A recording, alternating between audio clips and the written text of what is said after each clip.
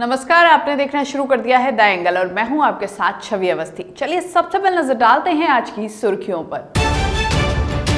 केंद्रीय कैबिनेट की बैठक में भारत नेट के नए प्रोजेक्ट को दी मंजूरी। 16 राज्यों के गांव तक पहुंचेगा इंटरनेट। राजस्व विभाग पर सख्त हुई राजस्थान की अशोक गहलोत सरकार। 5 साल से जमे बाबुओं का होगा तबादला। राजस्थान भाजपा ने लगाया गहलोत सरकार पर सरकारी एजेंसियों के दुरुपयोग का आरोप। मुख्यमंत्री अशोक गहलोत की कार्यप्रणाली पर उठाए सवाल। राजस्थान कांग्रेस अध्यक्ष गोविंद सिंह डोटासरा ने एसीबी की कार्यप्रणाली पर उठाए सवाल। सरकार से की निम्बाराम की गिरफ्तारी की मांग। केंद्रीय कैबिनेट बैठक में 16 राज्यों के लिए 19,041 करोड़ के वायबिलिटी गैप फंडिंग को मंजूरी दे दी गई है। केंद्रीय मंत्रिमंडल ने देश के 16 राज्यों के गांवों में ब्रॉडबैंड इंटरनेट सुविधा पहुंचाने के लिए पीपीपी मॉडल के जरिए भारत नेट क्रियान्वयन रणनीति को अनुमति दी है। केंद्रीय मंत्री रविशंकर प्रसाद ने कहा कि इंफॉर्मेशन हाईवे हर गांव तक पहुंचे, इस दिशा में सरकार ने ऐतिहासिक फैसला किया है। पिछले 15 अगस्त को लाल किले की प्राचीर से प्रधानमंत्री नरेंद्र मोदी ने घोषित किया था कि 1000 दिन में 6 लाख गांव में भारत नेट के माध्यम से ऑप्टिकल फाइबर ब्रॉडबैंड लगाएंगे।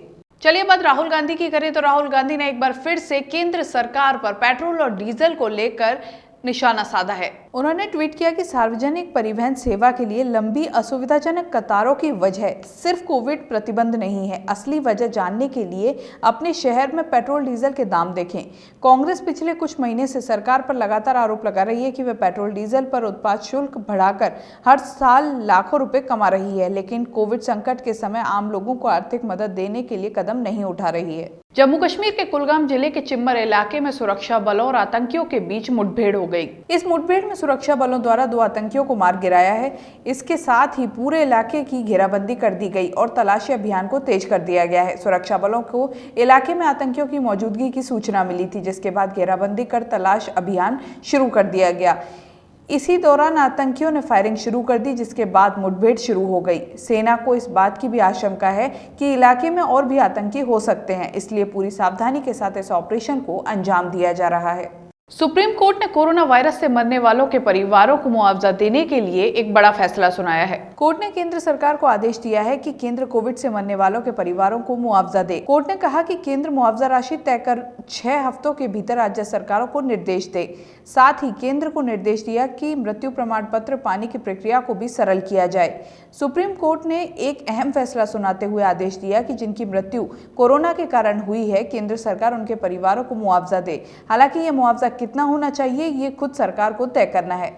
गाजीपुर बॉर्डर पर किसान और भाजपा कार्यकर्ताओं के बीच भिड़ंत हो गई। बताया जा रहा है कि भाजपा कार्यकर्ता नवनियुक्त प्रदेश मंत्री अमित वाल्मीकि का स्वागत करने वहां पहुंचे थे, लेकिन उसी दौरान बवाल शुरू हो गया। भाजपा कार्यकर्ताओं ने किसानों पर तोड़फोड़, हंगामे और पथराव का आरोप लगाया है। उधर किसान नेता राकेश टिकैत ने भाजपा कार्यकर्ताओं पर किसानों के मंच पर कब्जा करने का आरोप लगाया और कहा कि पिछले 3 दिन से यहां पुलिस के संरक्षण में गड़बड़ी फैलाने की कोशिश की जा रही थी।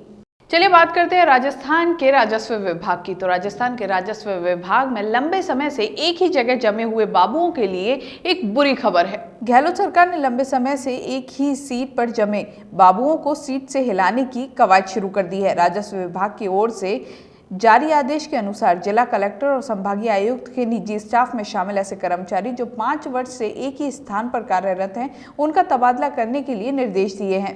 राज्य सरकार के इस नए आदेश को जिला कलेक्टर और संभागीय आयुक्तों के निजी स्टाफ पर शिकंजा कसने के तौर पर देखा जा रहा है।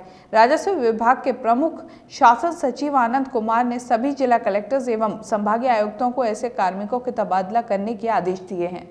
राजस्थान के चूरू जिले के सादुलपुर उपखंड में जलदाय विभाग का एक नया खंड खुलेगा। मुख्यमंत्री अशोक गहलोत ने इसके लिए मंजूरी दे दी है। इसके साथ ही इसमें 8 नवीन पदों के सृजन की भी मंजूरी दी गई है। प्रस्ताव के अनुसार वर्तमान में तारानगर खंड के अधीन कार्यरत उपखंड कार्यालयों का पुनर्गठन कर इसमें 2 उपखंड कार्यालय को नवीन खंड कार्यालय सादुलपुर के अधीन किया गया है। साथ ही इस कार्यालय के लिए अधिशासी अभियंता, सहायक अभियंता, कनिष्ठ लेखाकार, अतिरिक्त प्रशासनिक अधिकारी, वरिष्ठ सहायक, चतुर्थ श्रेणी कर्मचारी का 1 तथा कनिष्ठ सहायक के 2 नवीन पद सृजित किए गए हैं। बीवीजी घूसकांड मामले पर प्रदेश कांग्रेस अध्यक्ष गोविंद सिंह डोटासरा ने एसीबी की कार्यप्रणाली पर सवाल खड़े कर दिए हैं। डोटासरा ने अपनी ही सरकार से मांग की है कि इस प्रकरण में जो भी ऑडियो वीडियो जांच में दोषी है उसे गिरफ्तार किया जाए। डोटासरा ने कहा कि इस पूरे प्रकरण में एसीबी निम्बाराम को गिरफ्तार क्यों नहीं कर रही है। अगर वह इस मामले में दोषी है तो उन्हें गिरफ्तार करना चाहिए। कांग्रेस प्रदेश अध्यक्ष गोविंद सिंह डोटासरा ने पीसीसी में आयोजित प्रेस वार्ता में कहा कि एसीबी ने 4 लोगों के खिलाफ जांच के बाद एफआईआर दर्ज की है। इसमें राजाराम और कंपनी के प्रतिनिधि को गिरफ्तार किया है, लेकिन भ्रष्टाचार की डील करते हुए मौजूदगी वीडियो में साबित होने के बाद भी निम्बाराम को गिरफ्तार अब तक क्यों नहीं किया गया है। हमारा ये कहना है कि भारतीय जनता पार्टी और आरएसएस जिस प्रकार से अपने आप को ईमानदार, अपने आप को राष्ट्रवादी, अपने आप को बहुत ही अनुशासित कहने वाले पार्टी और कहने वाला संघ बेनकाब हो चुका है।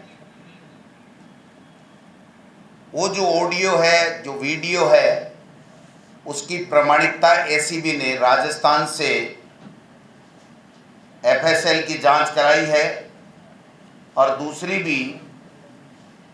जगह से भी एक जगह से जांच कराई है, राजस्थान राज्य विधि विज्ञान प्रयोगशाला में भी, और तेलंगाना एफएसएल से भी जांच कराई है। वीडियो की जैसे कहा जा रहा है और जांच के उपरांत ही एसीबी ने श्री राजाराम को गिरफ्तार किया है।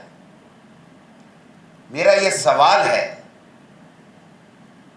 कि आरएसएस के उस प्रमुख व्यक्ति जिसका वीडियो में भ्रष्टाचार की डील करने का प्रमाण और उसकी मौजूदगी उस वीडियो में साबित हो रही है, उसके बावजूद भी उस व्यक्ति को गिरफ्तार क्यों नहीं किया जा रहा है। मैं सरकार से भी मांग करता हूं कि ऐसे व्यक्तियों को गिरफ्तार किया जाए। राजस्थान भाजपा मुख्यालय में राजेंद्र राठौड़ और अरुण चतुर्वेदी ने संयुक्त प्रेस वार्ता की। प्रेस वार्ता में उपनेता प्रतिपक्ष राजेंद्र राठौड़ ने राज्य सरकार पर जमकर हमला बोला।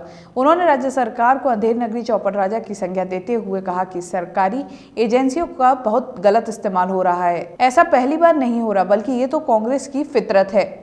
सरकार एसीबी और एसओजी का इस्तेमाल कर रही है। इसके अलावा उन्होंने कहा कि एफआईआर में राजनीतिक प्रतिशोध के अलावा कुछ नहीं है।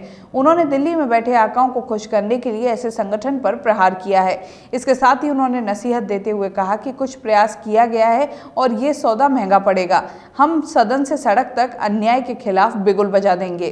प्रदेश में इन दिनों भीषण गर्मी का दौर चल रहा है। इसी बीच कई विधानसभा क्षेत्रों में पानी की किल्लत बनी हुई है। इसी को लेकर अब भाजपा ने सरकार की जलदायी योजनाओं को घेरना शुरू कर दिया है। भाजपा प्रवक्ता रामलाल शर्मा ने कहा कि प्रदेश की सरकार विधानसभा में बजट सत्र के दौरान बड़ी बड़ी घोषणाएं तो करती है, लेकिन ये धरातल पर नहीं आती हैं। रामलाल शर्मा ने कहा कि बजट घोषणा में सरकार ने प्रत्येक विधानसभा क्षेत्र में 10 ट्यूबवेल और 40 हैंडपंप लगाने की घोषणा की, लेकिन भौतिक सत्यापन के आधार पर अधिकांशतः विधानसभा क्षेत्रों में हैंडपंप सक्सेसफुल नहीं है। हैंडपंप लगाने के नाम पर सरकार केवल पैसे की बर्बादी कर रही है। रामलाल शर्मा ने सरकार से हैंडपंप की जगह ट्यूबवेल की ही स्वीकृति जारी करने की मांग की है।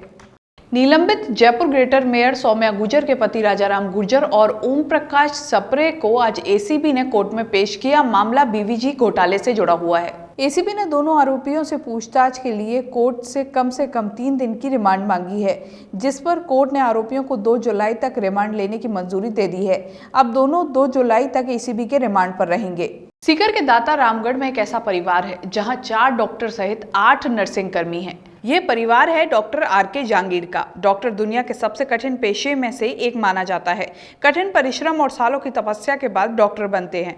जहां सरकार डॉक्टरों की कमी से जूझ रही है, वहीं इस परिवार की तरह कुछ और परिवार हो जाए तो शायद डॉक्टरों की कमी की समस्या खत्म हो जाए। दाता रामगढ़ के डॉक्टर आरके जांगीर का परिवार, जिसमें से 8 स्वास्थ्य कर्मी हैं, दाता सीएचसी के चिकित्सा अधिकारी व प्रभारी डॉक्टर राधाकिशन जांगीर 30 साल से सेवा में हैं।